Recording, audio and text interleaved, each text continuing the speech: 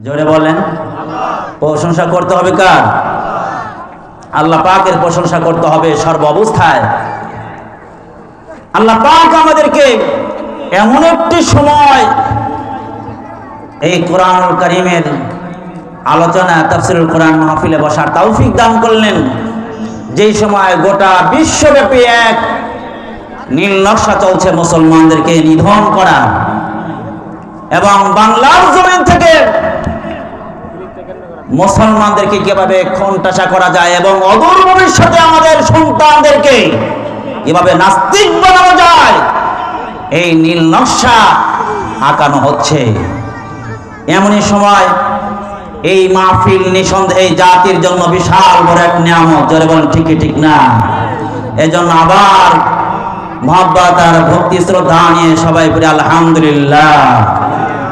আমার ভাইরা, সূরা আলাকের প্রথম আয়াত তেলাওয়াত করেছি। আল্লাহ পাক এই আয়াতের মধ্যে মানুষ তৈরির সূচনা আল্লাহ পাক তুলে ধরেছেন, এবং মানুষ কোন লেখাপড়া করবে, কি করবে, সর্বপ্রথম মানুষের টার্গেট কি হওয়া দরকার, মানুষের জীবনে সর্বপ্রথম কোন সিদ্ধান্ত নেবে, এই আয়াতের মধ্যে আল্লাহ পাক জানিয়ে দিয়েছেন মানুষকে। আমার ভাইরা, আল্লাহ পাক জানেন, আগের থেকেই জানেন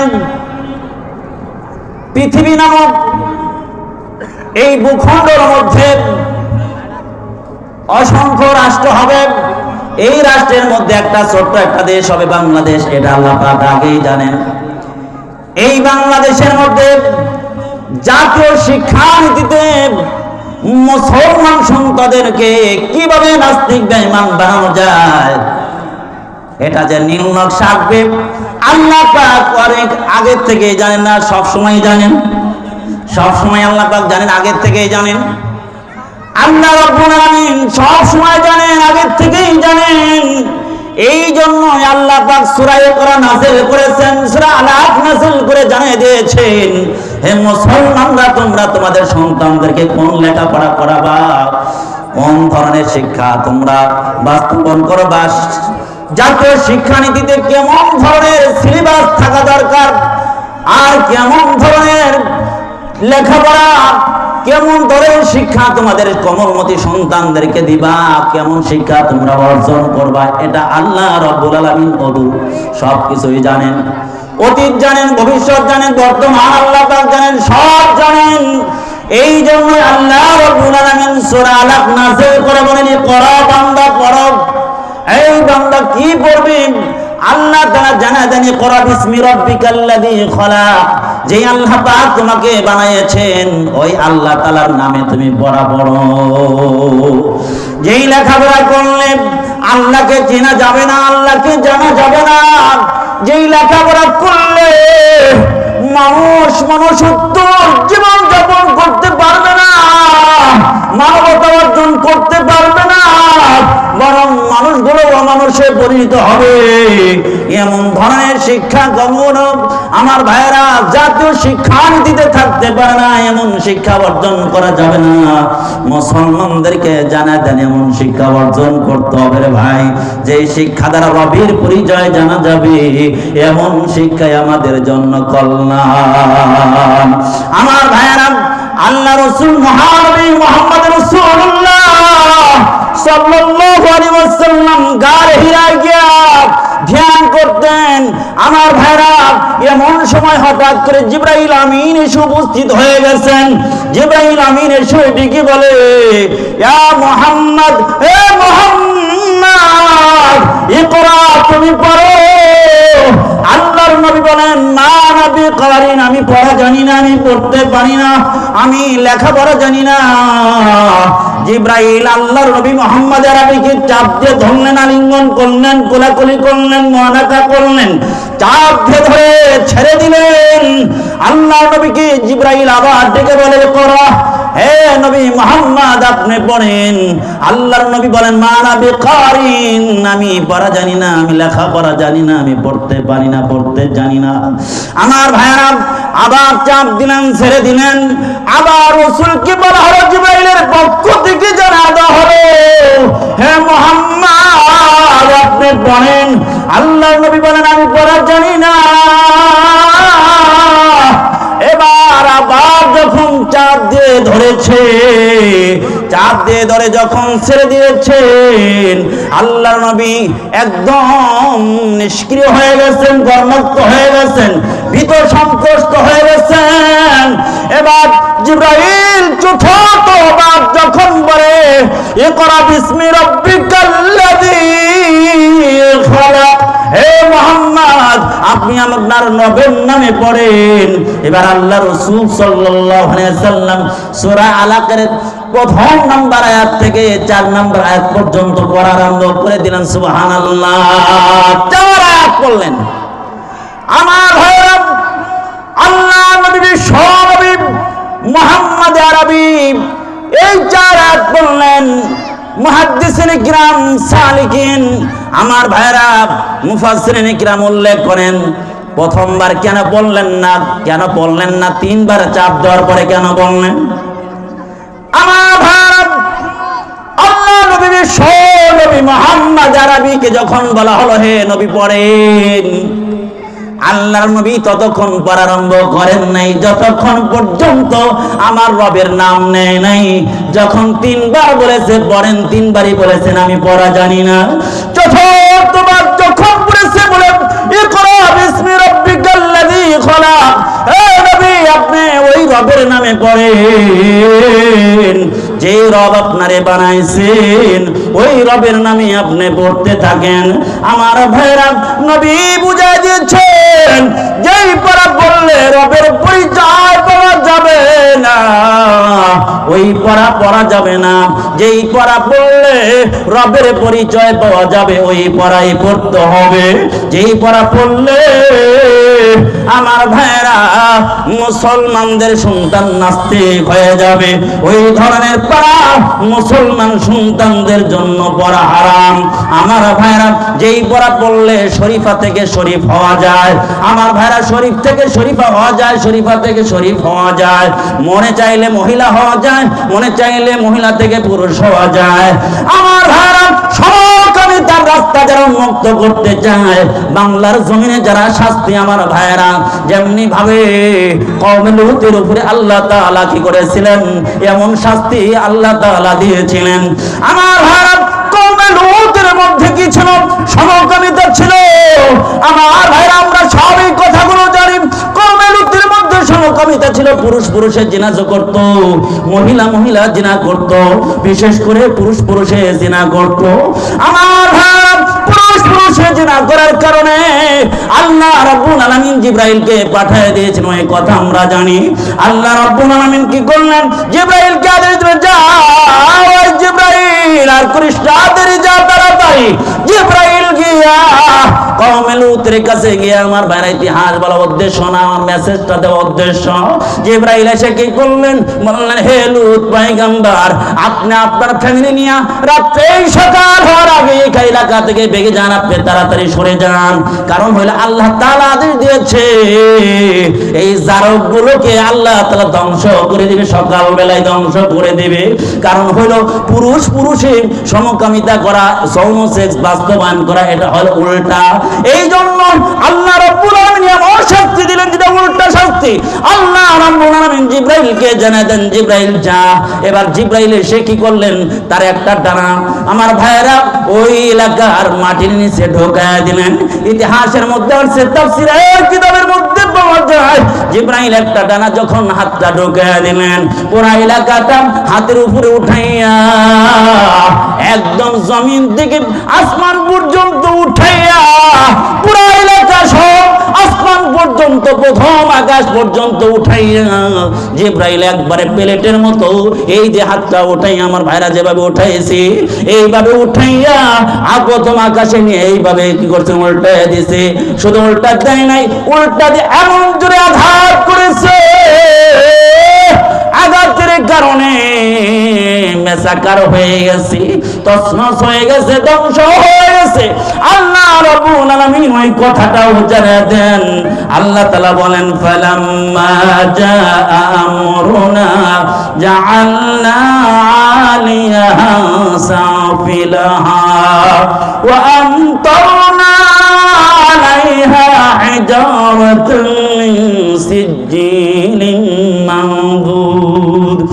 আল্লাহ তাআলা বলেন যখন আমার আদেশ এসে গেল, জিবরাইল কি করলেন, পুরা উঠাইয়া যখন কি করলেন নিচের দিকে মারলেন, মারার সাথে সাথে নিচের অংশটা উপর দিকে চলে গেল, উপরের অংশটা নিচে চলে গেল। আমরা ইতিহাস আমরা জানি। আমার ভাইরা, এই ধরনের নীল নকশাই বাংলার জমিনে মুসলমানরা বাস্তবায়ন করতে দেবে না। আমার ভাইরা, মুরগাসুররা আছে, মুরগাসুররা আছে না কিছু? আমার ভাইরা, এই মুরগাসুররা কিছু কি আছে যারা মুসলমান কোমলমতি মুসলমানদের সন্তানদেরকে ওরা চারক সন্তান বানাতে চায়, এই দেশের মধ্যে নাস্তিক বানাইতে চায়। আমার ভাইরা, উলামা ইকরাম এই দেশের মধ্যে নাস্তিক বানাতে দেবে না। কারণ হইল এই দেশটা মুসলমানদের দেশ, এইটা হলো শাহজালালের দেশ, এই দেশ হলো আল্লাহ তাআলা দেশ, হলো আল্লাহর দেশ।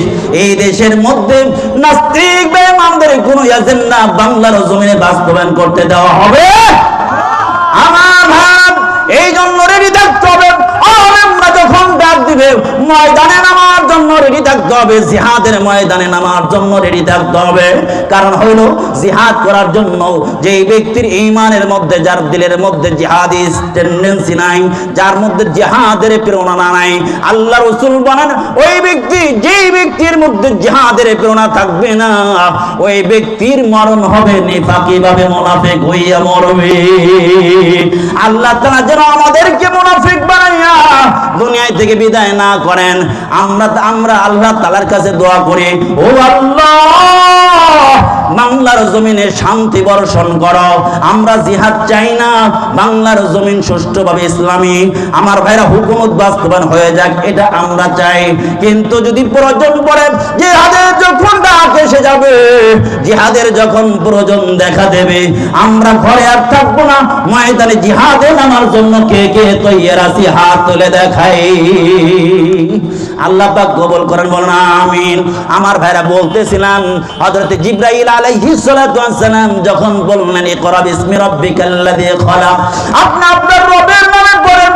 আল্লাহ নবী সনবী মুহাম্মদ আরবি সাল্লাল্লাহু আলাইহি সাল্লাম কি করলেন, রবের নামে পড়া আরম্ভ করলেন। পড়তে পড়তে চারটা আয়াত পড়লেন। এবার হযরত মুহাম্মদ আরবি সাল্লাল্লাহু আলাইহি সাল্লাম গারে হেরা থেকে ঘরের মধ্যে চলে গেলেন। চলে গিয়ে আমরা খাদিজা, তুমি একটু কম্বলটা আমার গায়ে জড়িয়ে দাও, কম্বলটা একটু চালা দাও, আমার বেশি ভালো লাগছে না, আমার জীবনের উপরে আতঙ্ক ছড়িয়ে গেছে, আমার জীবনের উপরে ভয় নেমে আসছে, আমি না জানি ধ্বংস হয়ে যাব। খাদিজা বুদ্ধিমতী একজন মহিলা ছিল। খাদিজা ডেকে বলে, ইয়া রাসূলুল্লাহ, ইয়া হাবিবাল্লাহ, আপনাকে আল্লাহ পাক ধ্বংস করবে না। কেন না? কারণ হইলো আপনি তো ইয়াতীমদেরকে আশ্রয় দেন, আপনি বিধবাদেরকে আশ্রয় দেন, অসহায় মানুষদের পাশে দাঁড়ান, এই জন্য আপনাকে কোরআন আল্লাহ ধ্বংস করবে না। কি হয়েছে? এবার কম্বলটা টানায় দেওয়া হয়েছে, রাসূল রেস্ট করলেন। এবার যখন শোয়া থেকে উঠে পড়লেন, এবার খাদিজা ডেকে বলে, ইয়া রাসূলুল্লাহ, ইয়া হাবিবাল্লাহ, আপনি ভয় করবেন না, আমার চাচার ভাই ওরা ইবনে নাওফাল, বুখারী শরীফের বর্ণনা, ওরা ইবনে নাওফাল খাদিজাতুল কুবরার আপন চাচাতো ভাই, তার কাছে মুহাম্মদ আরবিকে নিয়ে গেলেন। এবার বলেন, হে ওয়ারাকা চাচা, একটু দেখেন আপনার ভাতিজাকে, দেখেন মুহাম্মদকে একটু দেখেন, তার কি হয়েছে, কথাগুলো শুনে ইসমা, আপনি কথাগুলো শুনেন। এবার ওয়ারাকা ইবনে নাওফাল ডেকে বলে, ও মুহাম্মদ, বলো দেখি তোমার কি হয়েছিল, একটু বলা যাবে কি?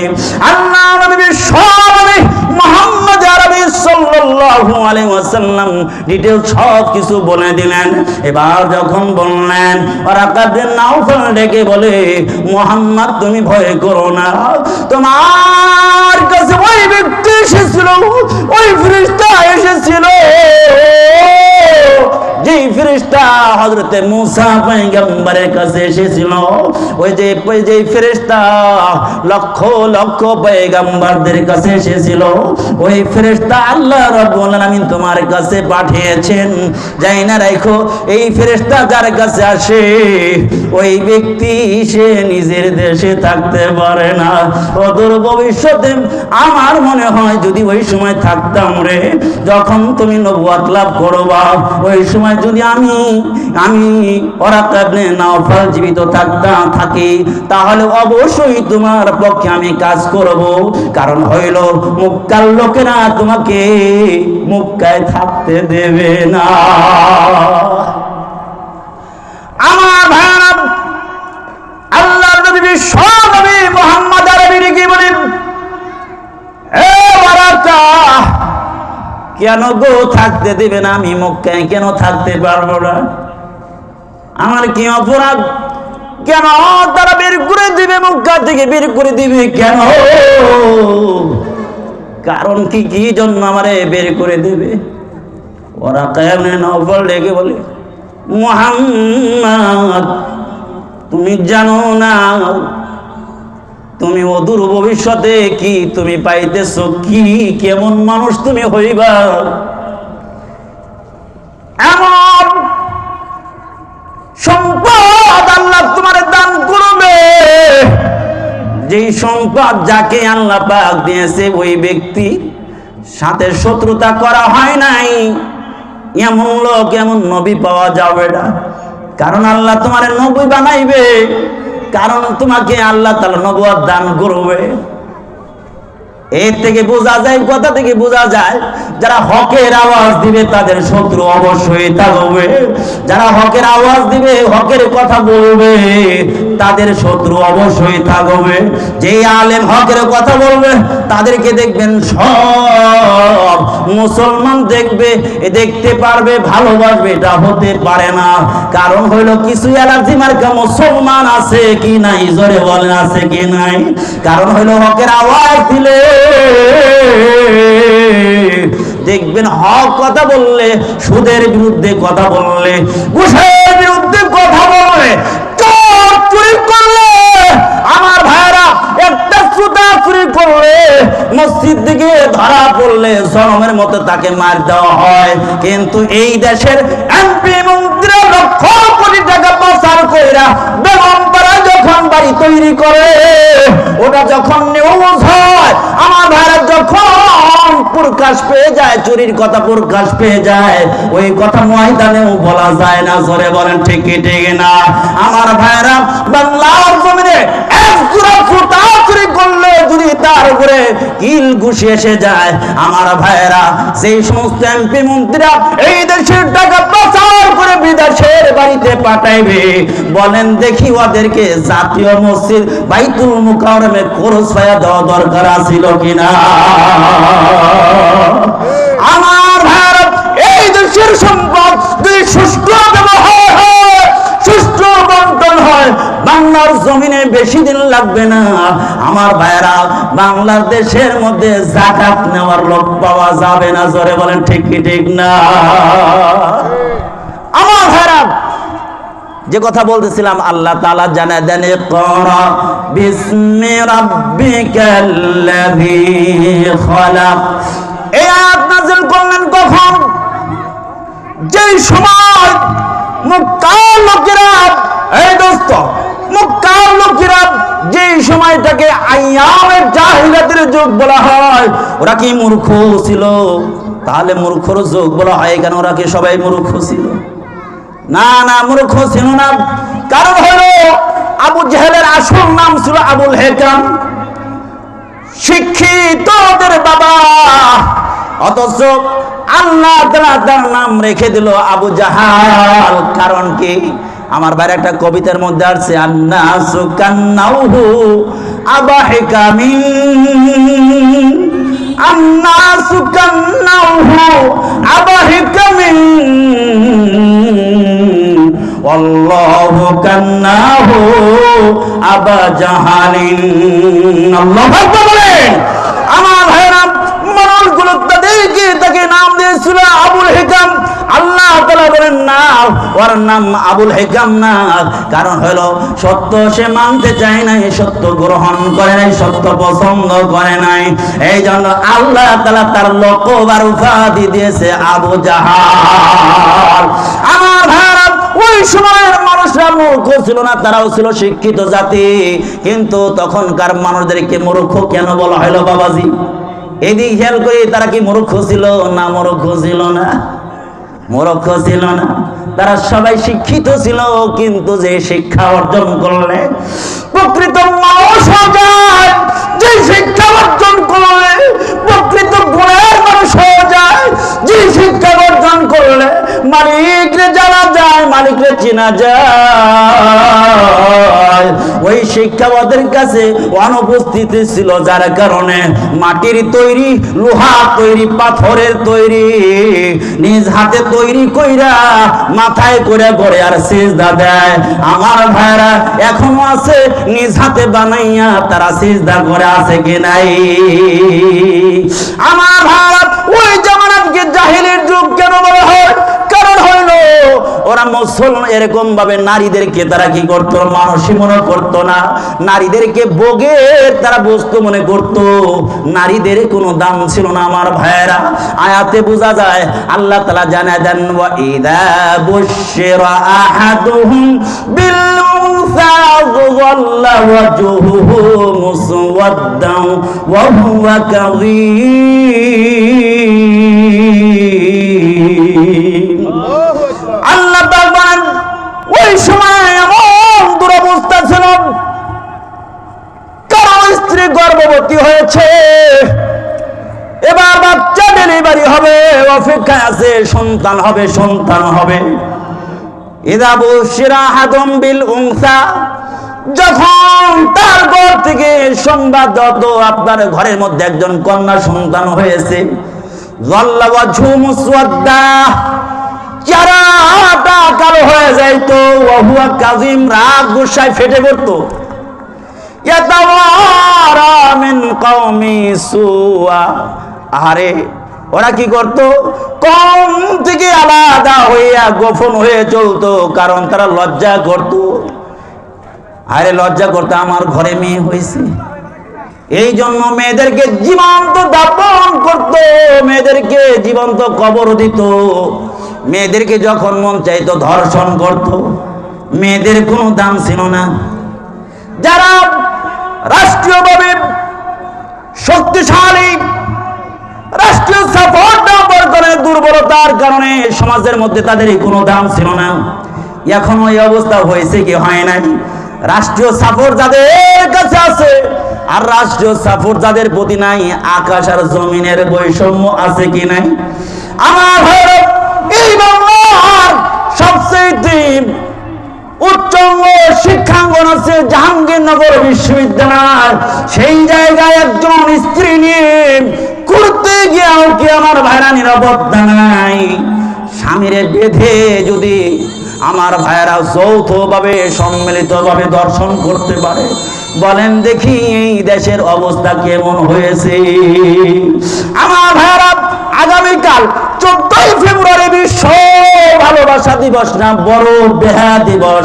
আমার ভাইরা মুসলমানের সন্তান হইলে কোনদিন এই বিশ্ব ভালোবাসা দিবসের নামে বেপনা দিবস পালন করতে পারে না।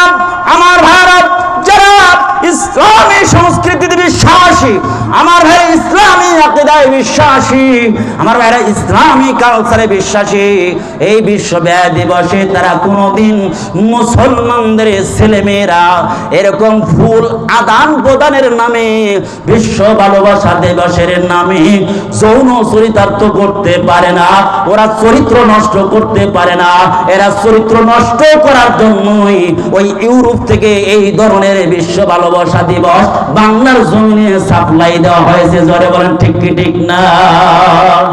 আমার ভারত আশ্চর্য লাগে, বাংলাদেশের মতো এত সুন্দর একটা মুসলমানদের দেশ, যে দেশের মধ্যে 95% মুসলমানের দেশ, যে দেশে লক্ষ লক্ষ মসজিদ, মসজিদের শহর ঢাকার শহর, যে দেশে হাজার হাজার মাদ্রাসা, যে দেশের মধ্যে লক্ষ লক্ষ আলেম আউলিয়া, এই দেশের মধ্যে আজকে আমার ভাইরা জাতীয় শিক্ষানীতিতে এমন ধরনের শিক্ষা প্রণয়ন করে এদেশের লক্ষ লক্ষ কোটি কোটি টাকা তারা নষ্ট করে দিয়েছে ইতিমধ্যে।